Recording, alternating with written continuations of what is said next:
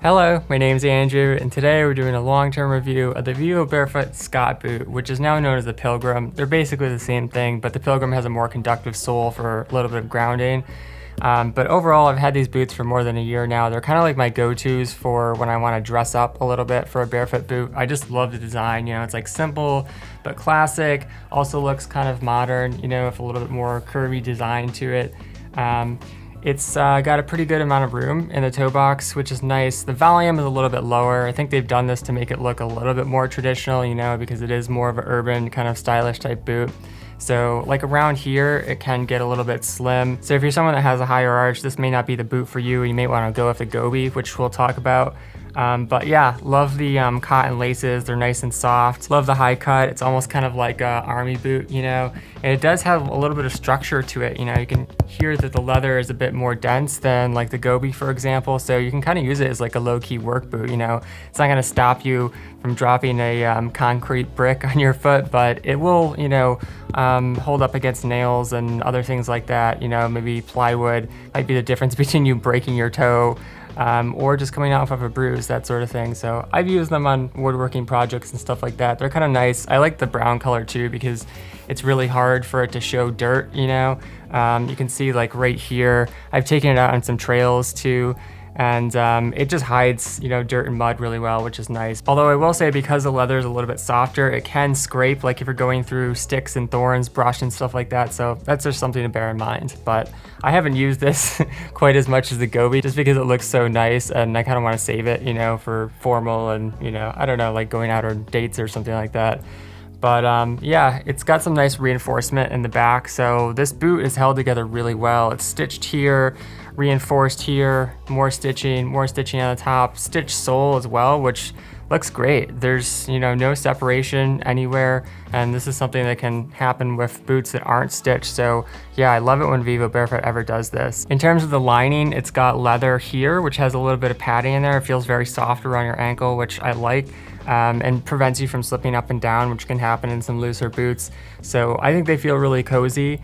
And then if you go deeper into the boot, it's hard to open up there because it's a little dark, but you can see that there's a faux lining there. And this is kind of the same thing that the Gobi has. It just doesn't have quite as much. So I'd say the Scott is more kind of like mid to lower temperature, and then the Gobi, you can get it pretty low because you can actually stuff more socks in here, which you can't quite do with the Scott. I can get like a pair of Injinji merino wool toe socks. I like these, because they spread out my toes.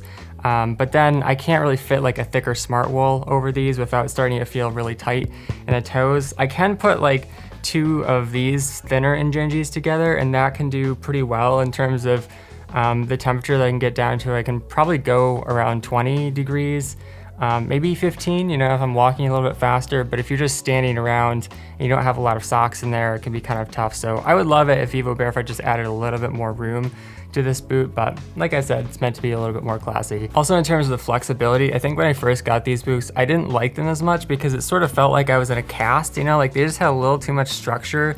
But then as I've worn them, you can see the leather has gotten a lot softer. You can just kind of crush it. And so I feel like I have more room, going forward and backwards. And at first I wasn't really going out on longer walks with them. I'd probably just use them for like going to an art show or something. But now I can even use them for some light hiking, which is great. And speaking of that, the sole is 4mm. So this is actually a little bit thicker than the Gobi sole, which is kind of like a purely urban sole. And you can feel, especially in the heel, you can hear it too. It's just got a little bit more durability than your normal casual barefoot tread. But it's got that same hexagonal design for a decent amount of grip.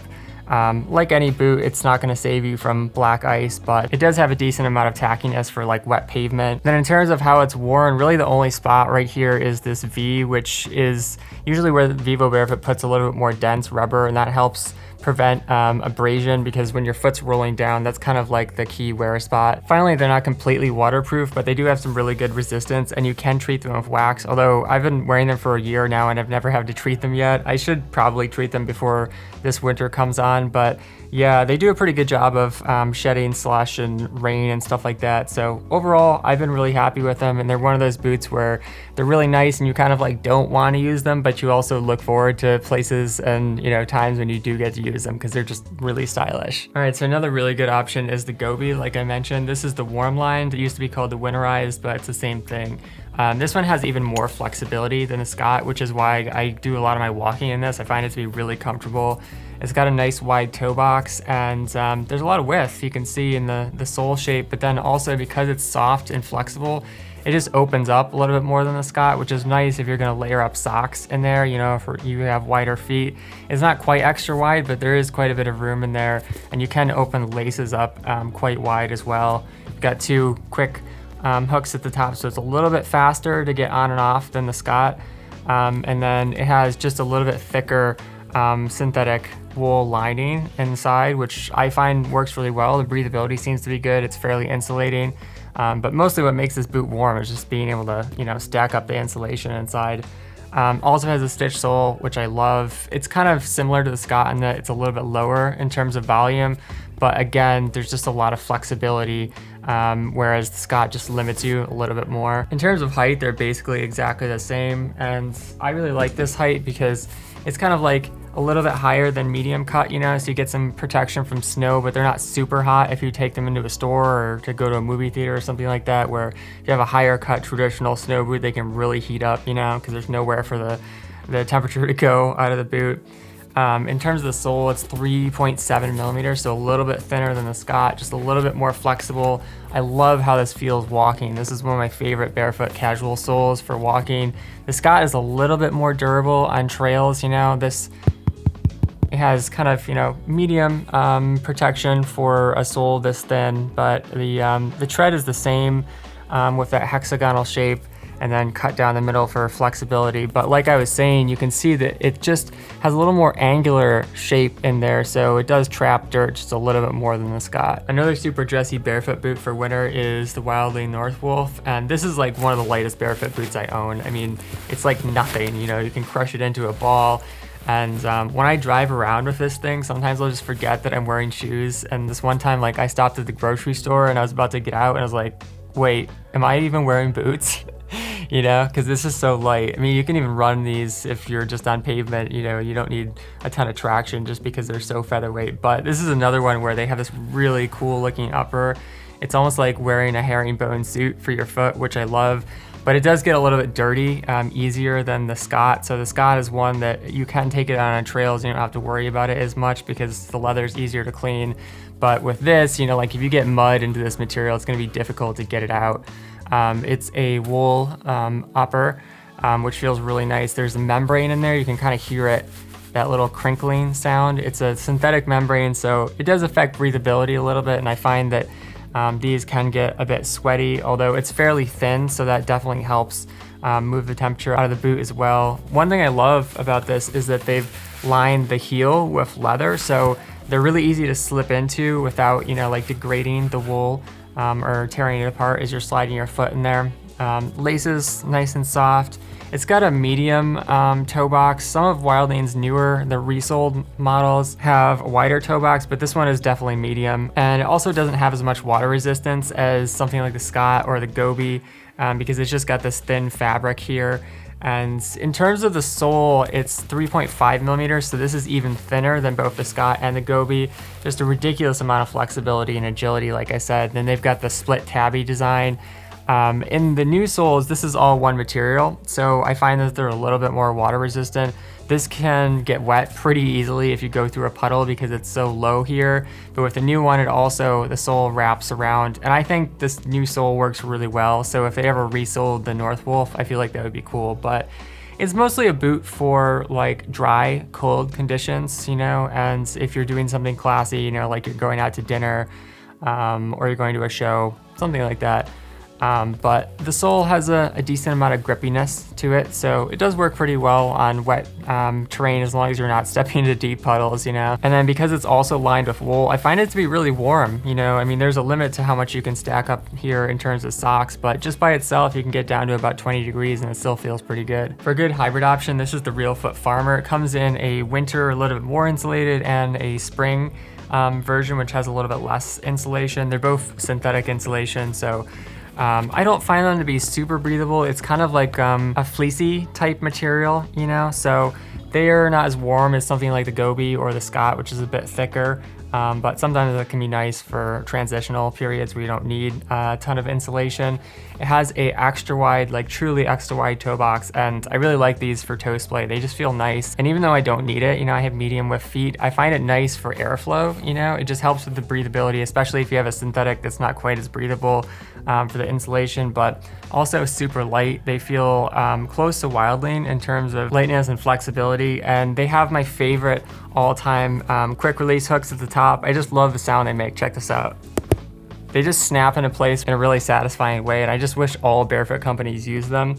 But anyways, in terms of the sole, it's a 4mm sole, so pretty similar to the Scott, maybe just a little bit more flexible, and it has kind of a trail-oriented tread, but there's a lot of surface area though. So it can also work for urban terrain, which is great. That's why I said it was kind of a hybrid option. But it does look a little bit more classy, you know? They've also got the Trekker High, which is kind of the same thing, but it has a little bit more breathable insulation and also a little more water resistant as well. But it does have more of a trail specific vibe. Finally, if you need something for super cold climates, this is the Lenka winter boot. This is the warmest Barefoot boot that I own. It has super thick wool insulation and a nice glossy leather upper that looks classy, but it also sheds water.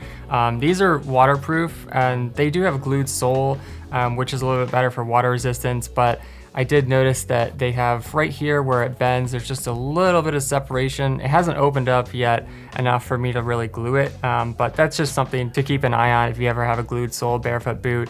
It has an extra wide toe box, but a lot of that room is taken up by the insulation. So they give you an insole that comes in here, but it's like very thick. So I'd recommend just like getting rid of that and going with something thin, just a thin wool felt insole, because it's more flexible and it takes up less room. So you have a little more space in there. This is also another boot that has a ton of flexibility. And even though it kind of looks heavier, it's not. It's more of like a mid-weight boot. And then same thing for the sole, because although it's 8mm, which is getting up there for a Barefoot boot, there's a ton of flexibility.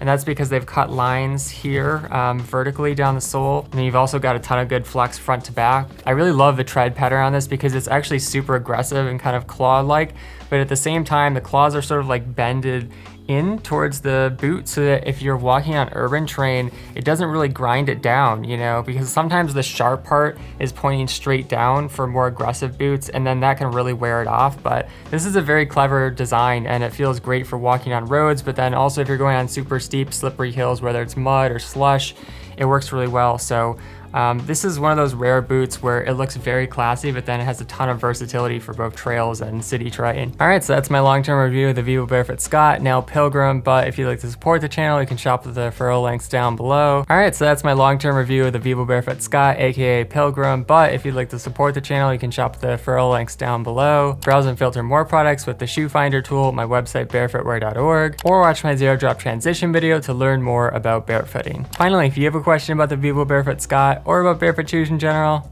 let me know in the comments. Thanks for watching. Catch you next time. Peace.